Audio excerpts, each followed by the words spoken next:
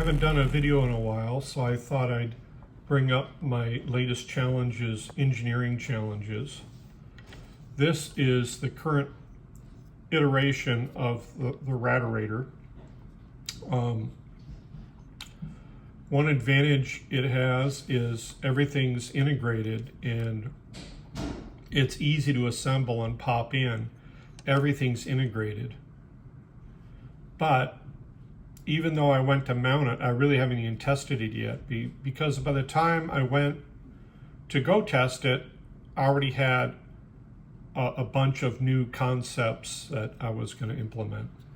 So here's the, this here is the high pass filter, fourth order.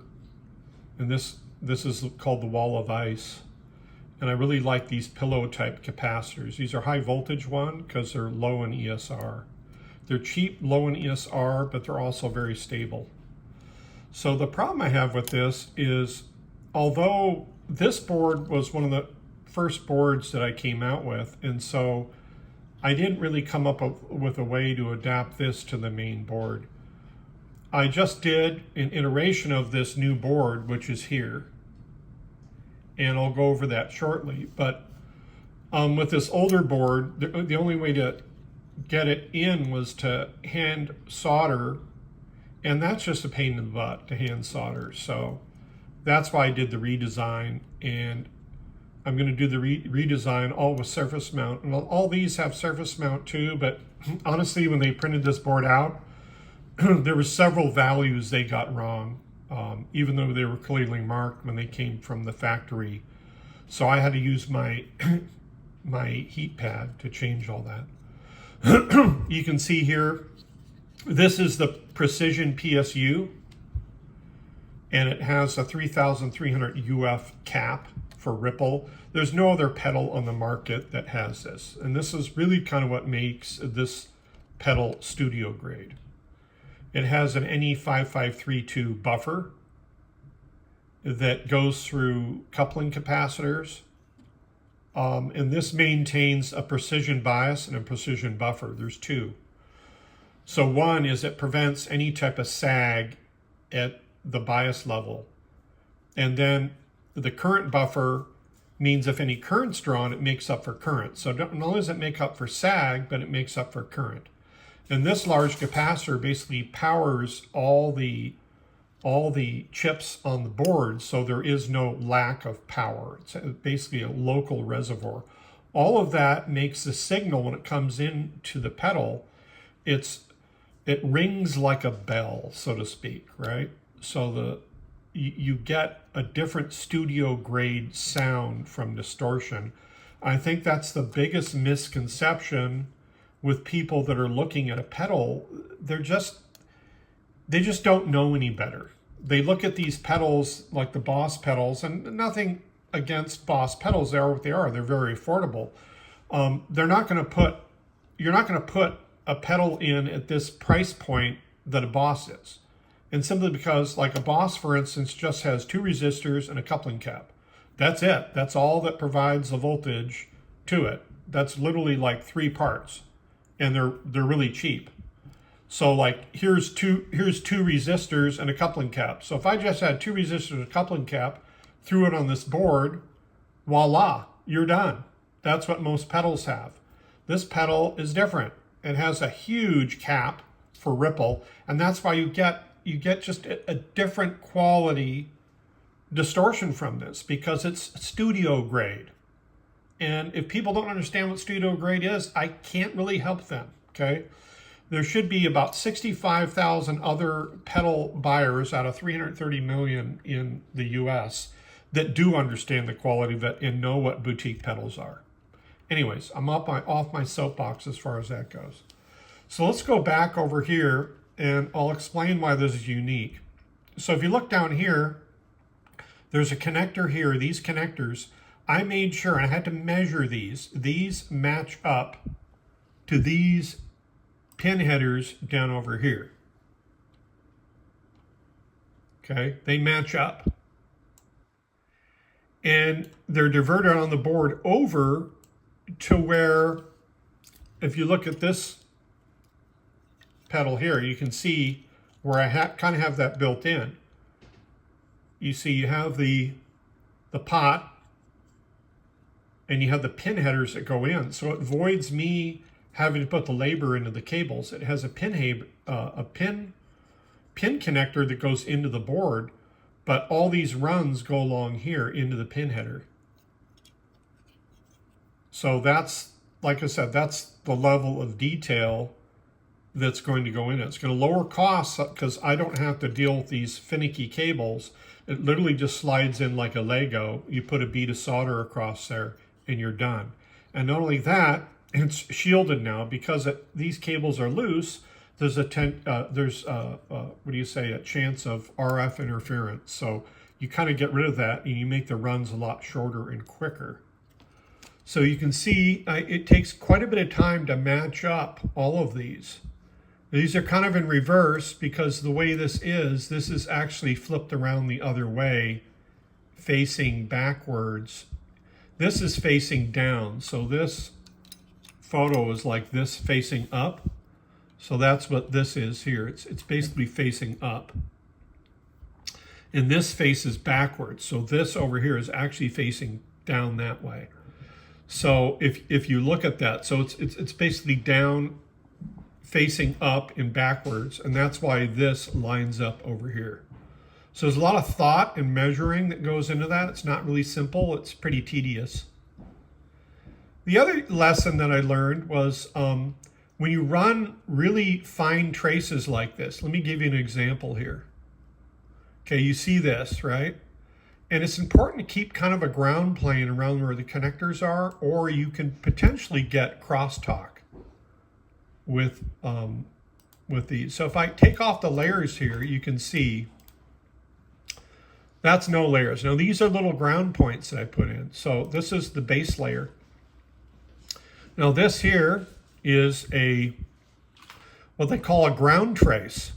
So the problem with the constraints in the board is when you go to do fills, the fills are these gaps here.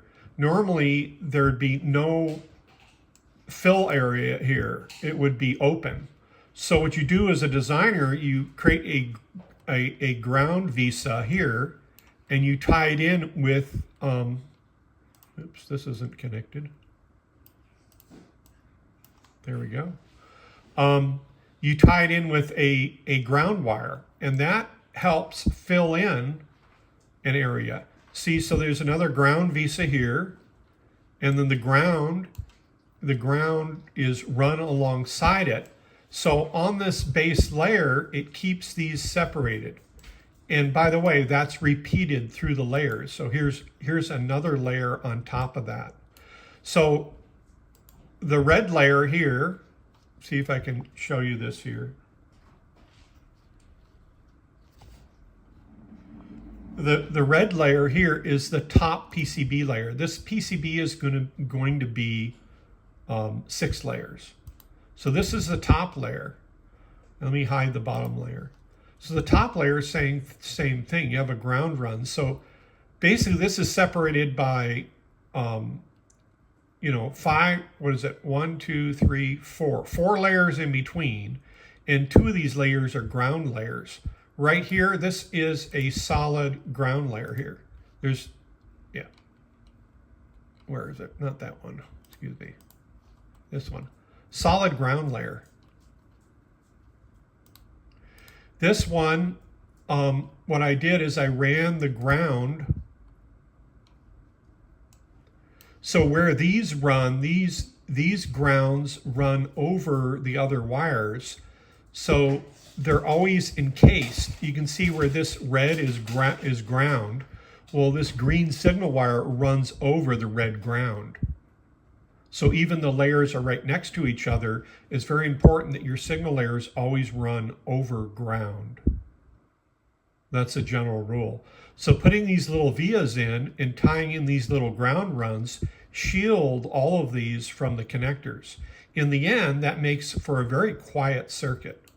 So that's something I've worked on. And again, I don't think people see that level of detail and time that goes into, look at this, just a simple connector, me trying to eliminate this and improving it.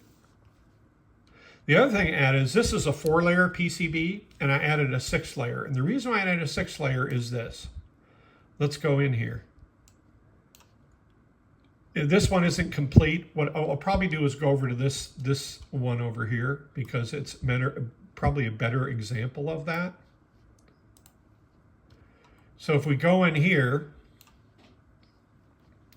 this is the new version, like I said, of the wall of ice. So this is the wall of ice. And if we go in here, I'll start with the power bias layer. So here's the idea, and here's an improvement from, and this is why you iterate. This is why I encourage you to always iterate. You're always trying to make your design better. And I don't mind making a design better as long as it's not trivial, right? So here is the power bias layer. So we have here the 8 volt, the voltage you want to run. If we look at the properties of it, the track width is 1 millimeter. This one over here is 1.5, and there's a reason for that. Then there's the bias. And the bias is run, and it has to be run separately. But so this is the power bias layer, okay? Here's what's interesting. If you look at the power bias layer, right above that and below that, if you look off to the right as I select this, this is a layer right below it. See that? There's nothing there. It's all copper. And then there's a layer above it. I'll show you this. Take this off. There's a layer above. See that? Solid copper. So you encase your power layers in copper. So this underneath layer over here now, this blue layer, basically runs on top of the copper that's separated from power. So that makes things very, very quiet. So that was a new design feature that I thought I'd bring in. And you can see all the layering here that occurs. Now, going into this, why is this power run here? What's interesting is I needed a way to get the power from the front of the board up to the PSU. Well, how do I do that without running a cable along, which increases time? So I thought to myself, what I'm going to do, let's go to this. I'll hide all layers except for the power layer. So this is the power bias layer of this board. So you can see I have a 1.5 mil that runs from the front of the pedal where the unregulated 9 volts comes in. It comes in through a much higher voltage because it hasn't gone through the Zener diode yet, and it hasn't hit the PSU yet. So this goes to this little connector. This little connector, if you look over here again, this little connector just goes straight up through the board over through another connector over here. And that's what feeds the PSU. So I've matched this power area over here. This little power plug-in is right behind there. So they'll tie in together now with 2 millimeter pin headers. And so I've essentially brought power from the front of the pedal, boom, all the way down here, up through a secondary board, up to the tertiary board up over here. But now this is all encased in copper, and it's going to be very quiet. This, again, this pedal, this part over here, this again is layered. So if I take out the signal layers, then all this is a copper layer. There's the copper and the copper over it. Okay? All copper layer. So it's all encased, and that should make everything super quiet. So anyways, I'll go over more updates later, but I'm probably boring you to tears.